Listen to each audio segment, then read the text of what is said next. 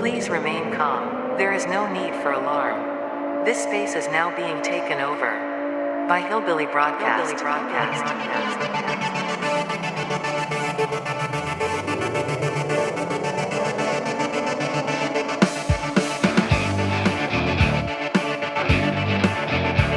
Is this thing on? I can never get enough volume. Good morning, good afternoon, good evening, wherever you are. I'm sitting here in the studio on what is a hot July day. This episode has been recorded on July the 7th. It's a Sunday. It's a happy Sunday to y'all. Did you make it to church, you heathens? I'm sitting here, and actually the Grant Park 165 is getting ready to take place in Chicago. And that is a NASCAR street race. Now, NASCAR has not done this before last year. Last year was the first year. Now, there have been other disciplines of motorsports that have done street races. I think Formula One does it quite often, but NASCAR had not done this. And so last year, they started this this race. And it is where they go to Chicago, downtown, and they block off a 2 mile section of streets, and they race in the streets of Chicago. Now, it's a pretty interesting concept, and for some of you that are not NASCAR fans because of the oval racing, and a lot of people like to slam that because they say, they just turning left all the time. So if that's not your thing, but you do want to dip your toes into NASCAR, I would suggest checking out the Grant Park 165 because it is pretty cool watching them race on the city streets like that. So this is year 2. I don't think there's any word yet if they're going to bring it back next year. But that's where we are. That's what we're doing. I've actually got it pulled up right now on my phone. It's streaming on Peacock, and I'm kind of taking a glance at it every now and then, getting my NASCAR fix. That is one of the problems if you're a cord cutter and you're trying to get away from having a satellite or cable subscription. It can be hard to watch sports, at least to watch them live. Well, let me put it this way. I've not found a good way to watch them yet. And I think things are slowly going towards the streaming way of doing things, but they're not completely there yet. But NASCAR puts a few races every year on Peacock and streams them live over there. So that's what I'm checking into. So recently, I had the occasion within the past 6 to 8 months. I had the occasion to visit 2 separate CHM churches. Now, that was probably the first time that I was back in a CHM church in, if we're talking full-blown CHM church, that's probably been a good 6 years since I was in one and participated in a service. Now, the first one that I visited here over the past few months was Shelbyville Bible Holiness Church with Pastor Joe Smith. Now, what was interesting about that was the Sunday that I was there. It was about 2 or 3 days after the episode released, after we dropped the episode of me talking about Joe Smith and him referencing Dan Downing. That timing was not on purpose, I promise you. It just so happened. We got some friends out there in Indiana, and we went out and stayed with this lady and her family, and hung out there for a weekend. And Sunday rolls around, and they told me, I said, well, we're just a little ways from Shelbyville. I said, well, do you want to go? And everybody else said, absolutely not, because I guess they're not the type of people that like to inflict mental pain and anguish upon themselves. So it wound up being just me. So Sunday morning rolls around, and I timed it to where I would get there a little bit late. Did that on purpose. I didn't want to get caught up in a lot of the pre-service interrogations, and part of that was, well, we just put out an episode talking bad about their pastor. And I didn't expect that they would know who I was. And nobody flat out approached me or said they recognized me. So they probably didn't. But yeah, I was a little nervous that maybe word got around and maybe I'm all big and tough behind this microphone. Then maybe, when I'm face to face, maybe it's a different story. I mean, who knows? Who knows? But I timed it to where I'd be late. So I pull in this parking lot, a big, beautiful church building. I get out of the truck, I go in, and there's two different sanctuaries there once you get inside the church building. And one of them is a Spanish service that takes place. That when you walk into the main area, you veer to the right, you go into the Spanish worship area, and left is the English service. And they had door greeters and guys with earpieces and stuff like that. And I'm like, whoa. I was impressed by their setup and by their organization. It was professional. Walk in and this guy, hey, nice to see you. I forget what all he asked me, but he led me right to a seat. They had people that takes you up to your seats, which we never had in the churches I was in. We just, most of all, our church services were not that big. It wasn't exactly needed. But God leads me up to a seat, which happens to be about 3 rows from the front, which I had not planned on. I was planning on sitting in the back with the sinners and backsliders, and wound up having to sit right up front. So sat there, and looked around. I took my cowboy hat with me, which I wear a lot these days, and because there is the pressure, if I know I'm going to be in a CHM service, to scale down a little bit from my normalcy. And I don't like giving into that pressure. I like to be who I am, because I'm not committing sin by dressing the way I do or whatever. So I don't like to try to tame it down. Just if nothing else, I try to be true to what I am. Could be right or wrong, but that's kind of my approach. But anyways, I go in there and I sit down. Service goes good. I was when I said earlier that I was impressed by their setup and their organization. Even the stage area, or as us Holiness people would like to call it, the platform, was lit up with stage lights. Even like they had professional lighting on the stage. I'm like, oh my gosh, this is nice. And sat there through the service. Pastor Joe Smith got up and preached a sermon. I think he did hit some on some people giving up or drifting, whatever. That was somewhat in his sermon, if I remember correctly. And we just missed, and I began to make a beeline for the door, but I couldn't make it fast enough. And Pastor Joe Smith's son, who's also a pastor there, comes up and, hey, now what was your name? I'm like, Phil. I thought I could get by with just saying Phil. What's the last name? I was like, Phil Sparks. Oh, yeah, where are you from? I'm from West Virginia. Oh, okay.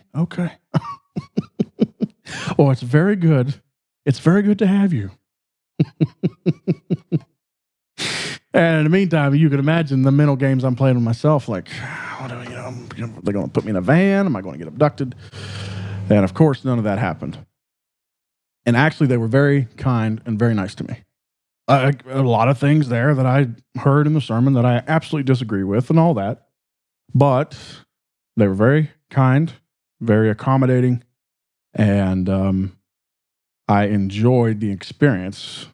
And not for the same reasons that they enjoy going to those kind of services, but I enjoyed just the experience of seeing that all again. It had been a long time. And I have to give them props for the way that they're not fooling around when it comes to their church. They take it seriously, and the production is nice, and It was an interesting experience. Now, the second church that I attended was Crystal Park Wesleyan Methodist Church. So, as a kid, I attended I would say for most of the time that I was in the CHM, I attended West Hill Wesleyan Methodist Church. And for those of you that don't know, whenever you see Wesleyan Methodist after the name of a church, that's an Allegheny church. I don't know why they name it the way that they do, but that's an Allegheny church. So you have West Hill here in West Virginia, and Crystal Park is considered somewhat to be the sister church to West Hill. And I think a lot of that was that back in the day, you had a lot of us hillbillies here from West Virginia, and I'm talking probably in the 50s, 60s, in that area. When work dried up here, a lot of the West Virginia people went to Ohio or they went to Detroit, Michigan, or something like that to find work. And specifically, it seems that a lot of them landed in the Canton, Ohio area. So you had a lot of people that had roots here, specifically around this area of West Virginia, that went to Canton. And a lot of them attended, or their offspring attended, Crystal Park Church. Now, some of them, as they started getting older and retiring or whatever, some of them moved back to this area in West Virginia, or they would have like a summer home, a cabin or something like that in the woods around here. And they would come down for Memorial Day, 4th of July, Labor Day, things like that. And they would then attend Sunday morning, Sunday night, Wednesday night service at West Hill. So there was a lot of overlap between West Hill and Crystal Park. Now, I had heard of Crystal Park all of my life, but I had never set foot in the building. My mom used to attend there when she was a kid. So that, of course, my grandma and grandpa, they were there. A lot of different family members attended there, but I had never physically set foot in the building, even though I felt like I knew the building because I had heard all these stories all my life. So my grandma's sister, my great aunt, Rose Turner, passed away. And by all accounts, and from every instance that I had to be around Rose, she was a fantastic individual. And Rose Turner was one of those. I wasn't really close to her, but every time that I got to be around her, it was almost like a special occasion. And by that, I mean just to be around her was special. She could make you laugh harder than almost anybody I've ever come across. She was very quick-witted. She could just come up with things right off the bat. And I remember as a kid, some of the things that she might come off with, was just normal enough to where my CHM mind thought it was a little bit over the line, but that still made me laugh. So I thought she was great. I loved her.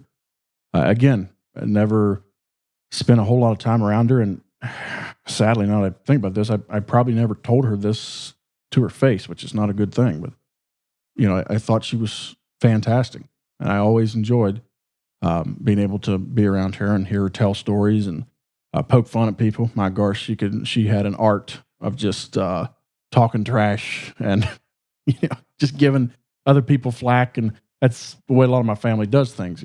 We give each other flack and go back and forth, and she was great at it.